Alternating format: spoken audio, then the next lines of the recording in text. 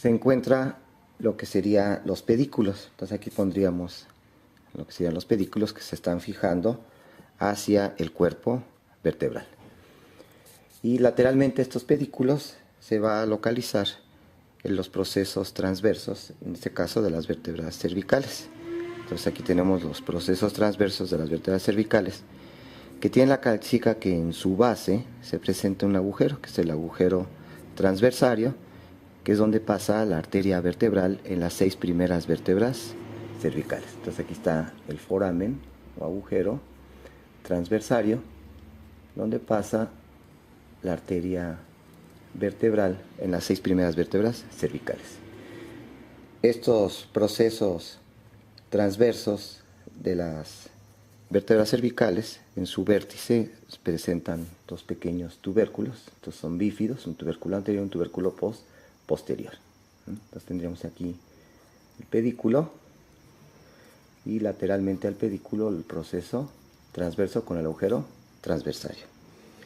Hacia atrás tendríamos lo que serían las láminas de las vértebras cervicales, que son unas láminas que son largas en sentido transverso y muy bajitas, es decir, predomina la longitud transversa sobre la longitud vertical. Entonces aquí tendríamos las láminas que son chaparritas, estas láminas de las vértebras cervicales, y que hacia atrás estas láminas se fusionan para formar el proceso espinoso, que es un proceso espinoso que es corto y que también es bífido. En la intersección entre las láminas y lo que serían aquí los pedículos donde nacen los procesos transversos, aquí se localizarían los procesos articulares. Aquí estás viendo los procesos articulares superiores, que son superficies planas, ¿sí?, y que se encuentran entre los pedículos y las láminas. Son los procesos articulares superiores y los inferiores. Y observamos que entre el cuerpo y el arco vertebral se encuentra el canal o el foramen vertebral. Este foramen vertebral tiene forma triangular en el caso de las vértebras cervicales y es el foramen más amplio, es muy grande de todas las forámenes vertebrales. Las vértebras cervicales son las que tienen el foramen más grande y que va a contener a la médula espinal. Bien, vamos a observar que hay vértebras cervicales que tienen particularidades. Entonces tendríamos la primera vértebra cervical, que es el Atlas, ¿sí? Atlas de la mitología griega, que carga al mundo, que es la cabeza. Este Atlas, su primera característica es que va a carecer de cuerpo vertebral, ya que su cuerpo vertebral lo va a estar absorbiendo, lo va a estar atesorando, vamos a decir, lo que sería el axis formando el diente o proceso odontoideo. Entonces, si vemos una vista superior del Atlas, vemos que en primer lugar el Atlas presenta hacia los lados lo que serían las masas laterales del Atlas. Entonces tengo masa lateral del Atlas, una derecha y otra izquierda. Y estas masas laterales hacia adelante se unen en lo que sería el arco anterior del Atlas, ¿sí?, que es no muy largo, y el arco posterior del Atlas, que es de una longitud un poquito mayor en relación con el arco posterior. Entonces aquí estaría el arco anterior, que presenta este pequeño, que sería este pequeño chipotito, que es el tubérculo anterior del Atlas, y el arco posterior del Atlas presenta aquí lo que sería el tubérculo posterior del Atlas. Entonces vemos que el Atlas carece de cuerpo, carece de proceso espinoso, pero sí presenta masas laterales, un arco anterior, un arco posterior, y por fuera de las masas laterales tenemos lo que serían los procesos transversos, que en su base presentan, ¿sí?, el agujero o el foramen transversario, ¿sí?, que es donde decíamos pasa la arteria vertebral en las primeras 6 vértebras cervicales. Podemos observar que en el arco anterior, en su superficie posterior, se encuentra una pequeña faceta, que es la faceta para el diente, ¿sí?, del axis. Esta faceta del diente para formar la articulación atloido-axoidea medial o atloido-odontoidea para la articulación con el diente del axis. Entonces aquí podríamos poner el diente del axis o el proceso odontoideo del axis del diente. Y se forma articulación atloido-odontoidea, atloido-axoidea medial, que es una articulación sinovial cilíndrica o trocoide.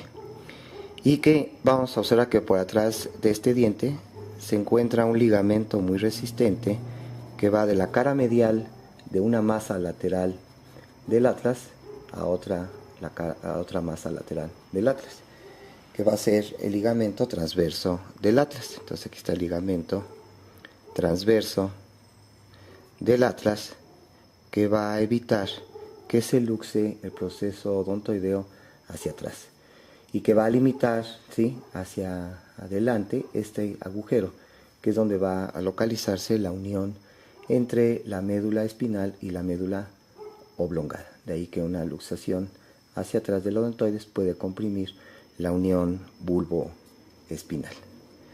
Si continuamos con estas masas laterales del atlas, vemos que en su cara superior presentan aquí dos facetas articulares ligeramente excavadas en forma como si fuera una suela de zapato, que es la faceta para el cóndilo del occipital. Aquí está la faceta para el cóndilo del occipital y formar la articulación occipito-atloidea, que va a ser una articulación sinovial condilia y que provoca movimientos de flexión y extensión de la cabeza o de asentamiento de la cabeza.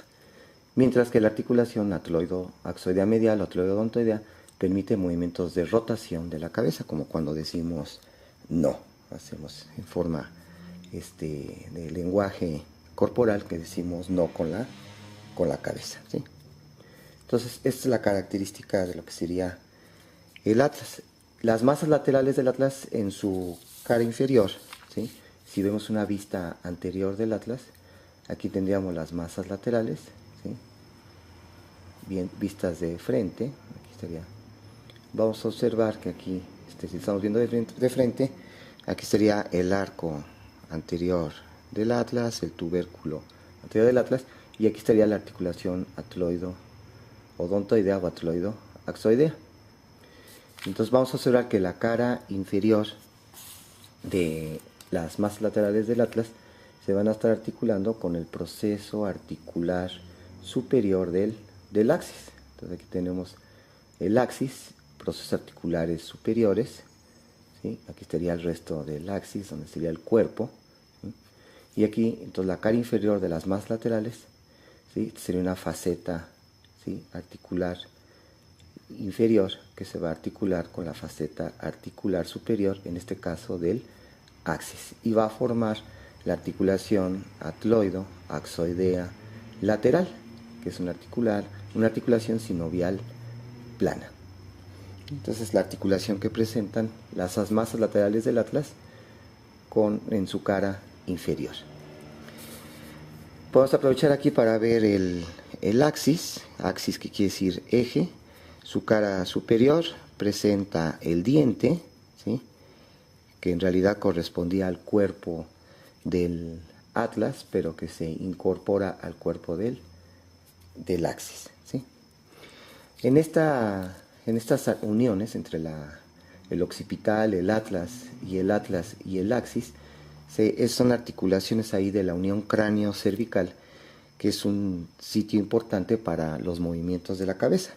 Entonces aquí podemos aprovechar para ver lo que serían los ligamentos de estas articulaciones, ¿sí?, la unión cráneo-cervical. Entonces, si vemos ahora una vista posterior, vamos a colocar aquí lo que serían las masas laterales del atlas, pero a una vista posterior. Vamos a poner de un lado y de otro lado, ¿sí?, la masa lateral, pero en una vista posterior. Vamos a poner aquí lo que sería el origen del arco posterior, pero vamos a cortar este arco posterior. El arco posterior lo vamos a poner aquí su origen y lo cortamos. Lo cortaríamos exactamente en este sitio. Aquí cortamos el arco posterior del atlas. Tendríamos entonces ahora una vista posterior de lo que sería el proceso odontoides o el diente del axis, y aquí los procesos articulares superiores del axis de uno y de otro lado, el proceso articular superior, y estamos viendo la cara posterior del cuerpo del axis. Y aquí atrás estarían naciendo lo que serían las láminas, ¿sí? Limitando hacia atrás el foramen vertebral, y estas láminas uniéndose en el proceso espinoso de, en este caso, del axis, que es bífido. Entonces sería, aquí sería la porción posterior del foramen vertebral. Entonces este sería el foramen vertebral y la cara posterior del axis. Si nos vamos hacia arriba, decíamos que en la cara superior de las más laterales del atlas teníamos la superficie para la articulación con los cóndilos del occipital. Entonces aquí tendríamos un cóndilo del occipital y aquí otro cóndilo del occipital. Y hacia la línea media tendríamos aquí el borde anterior del foramen magno, ¿sí? Y aquí vamos a poner el sitio donde cortaríamos la porción posterior del hueso occipital, que se va a continuar con la escama del occipital y que va a limitar hacia atrás el borde posterior del foramen magno. Entonces aquí lo que estamos marcando es el borde anterior del foramen magno, y aquí cortamos el occipital y entonces no observamos el foramen, el borde posterior del foramen magno. Quiere decir que aquí adelante estaría la base del cráneo, lo que sería la fosa craneal posterior, el piso posterior, donde vendría el proceso basilar del occipital hacia adelante, y donde estaría el clivus, que es donde va a descansar la cara ventral del tronco cerebral, ¿sí?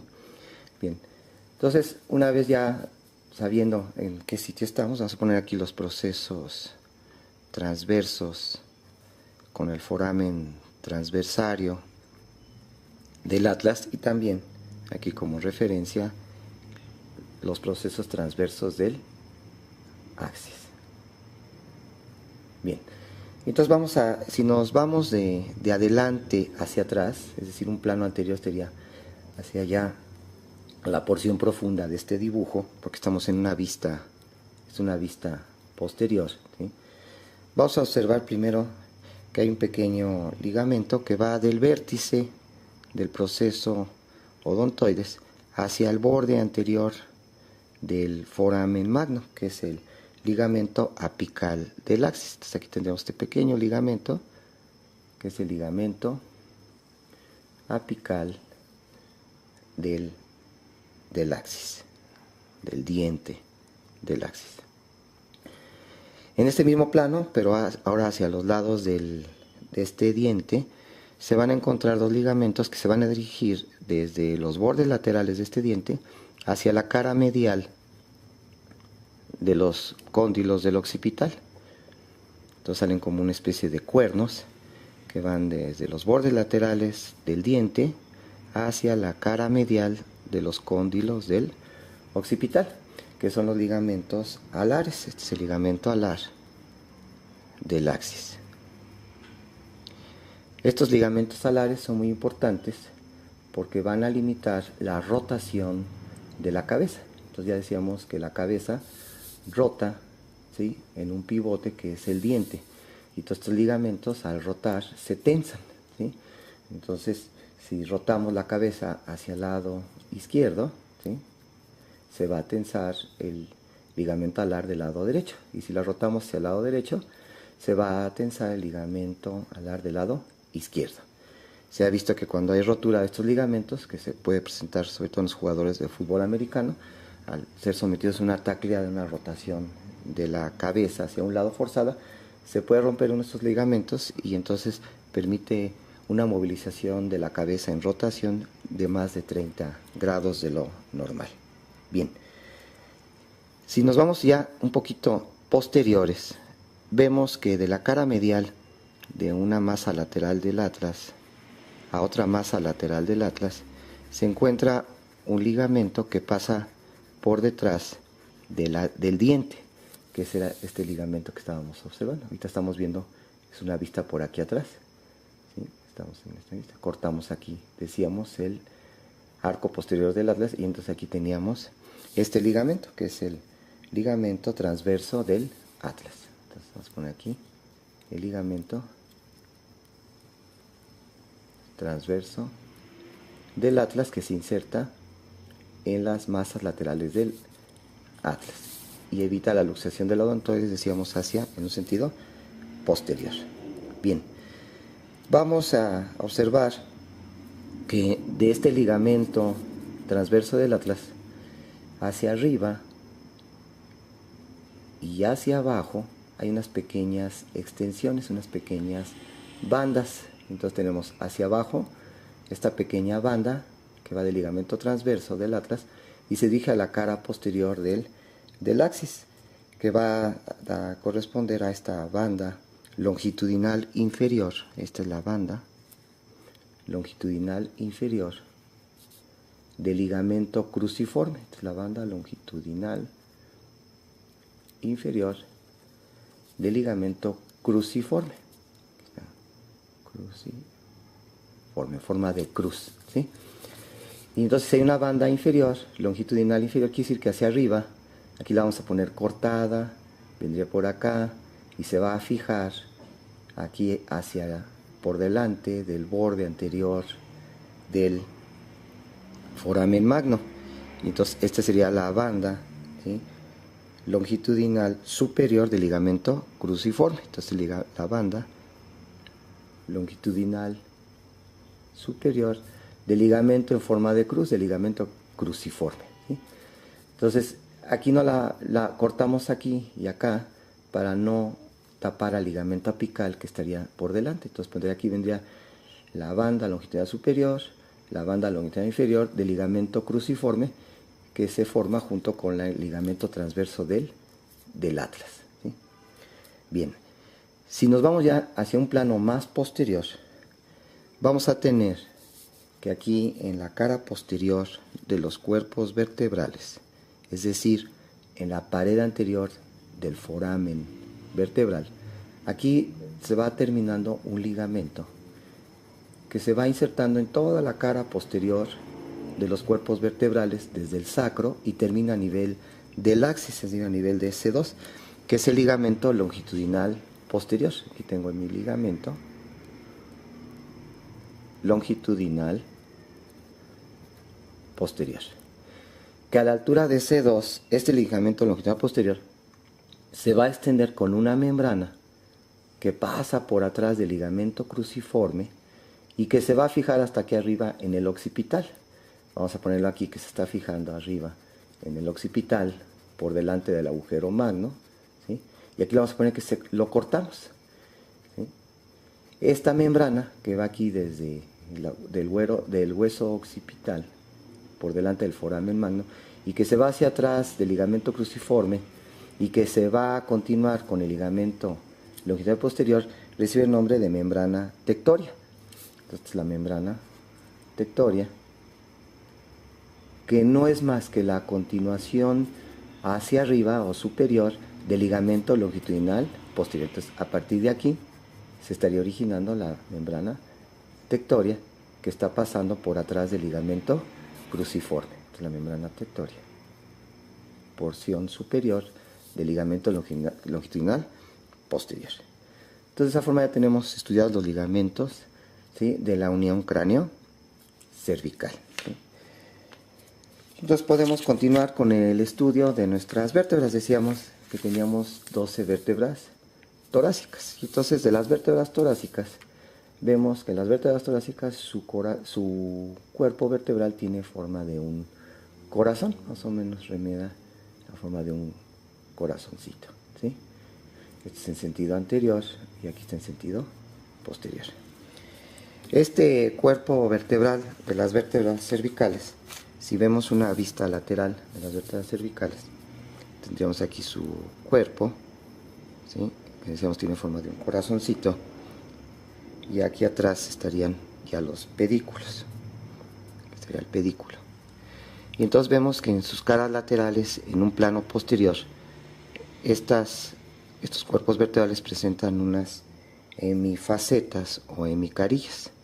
una hemifaceta costal inferior, que sería la hemifaceta o micarilla costal inferior, que es pequeña, y una hemifaceta costal superior, que es más grande, que sería la hemifaceta costal superior, que es mucho mayor. Y que estas hemifacetas se van a relacionar con las hemifacetas de las vértebras adyacentes para formar unas facetas completas, donde se va a articular la cabeza de la costilla y se va a formar la articulación costo-transversa entre el cuerpo de la vértebra torácica y la cabeza de la costilla. Bien, hacia atrás vamos a tener lo que serían los pedículos, y estos pedículos vemos que están más cerca de la superficie superior que de la superficie inferior. Presentan un borde superior y un borde inferior. Generalmente el borde inferior está ligeramente escotado, entonces sería aquí el pedículo. Vamos hacia atrás, en la unión entre el pedículo y la lámina que va a estar aquí atrás, vamos a tener los procesos articulares superiores, y aquí abajo el proceso articular inferior, y que hacia atrás se van a continuar, ¿sí?, con lo que sería la lámina, y las láminas se fijan en la línea media para continuarse con el proceso espinoso. Aquí estaría el proceso espinoso, que en el caso de las vértebras torácicas es un proceso espinoso largo y que tiende a irse hacia abajo, tiende a ser vertical. Y las láminas, estas láminas tienden a ser cuadrangulares, más o menos tienen la misma altura y el mismo sentido antero, en sentido transverso y en sentido vertical. Tendríamos aquí lo que serían las facetas articulares, que tienden a ser verticales, la superior, ¿sí?, el proceso articular superior, y el proceso articular inferior, que tienden a ser verticales, estas superficies planas. Y también entre el pedículo y las láminas tenemos el nacimiento del proceso transverso. Y este proceso transverso tiene la característica que presenta otra faceta articular, que es la faceta para la articulación del tubérculo de la costilla. Entonces, la faceta para la articulación con el tubérculo costal y formar la articulación costo-transversa. Si vemos una vista superior, tendríamos aquí lo que serían las facetas de las hemicarillas superiores, tratando de ejemplificarlas. Tendríamos hacia atrás lo que serían los pedículos, aquí atrás las láminas, ¿sí?, uniéndose hacia atrás en los procesos espinosos, que son largos y tienden a ser verticales. En la unión de los pedículos con las láminas, como unas alas de jet saliendo los procesos transversos, que presentan las facetas para los tubérculos de las costillas y forman las articulaciones costo-transversas,